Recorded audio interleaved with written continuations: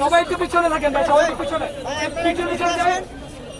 সম্মানিত সুধীবৃন্দ, সম্মানিত রাসূল প্রেমী, আসসালামু আলাইকুম ওয়া রাহমাতুল্লাহি ওয়া বারাকাতুহু।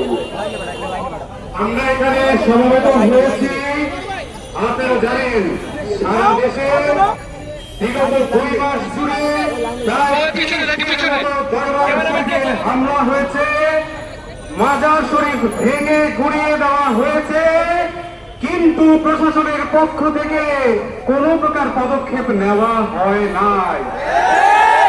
আমরা প্রথমেই বক্তব্য শুরু করতে চাই বাংলার ভাষা শহীদদেরকে স্মরণ করে, ৭১-এর মুক্তিযুদ্ধের মহান শহীদদের স্মরণ করে এবং ২০২৪ সালের আমাদের ছাত্র জনতা যারা শহীদ হয়েছেন তাদেরকে স্মরণ করে।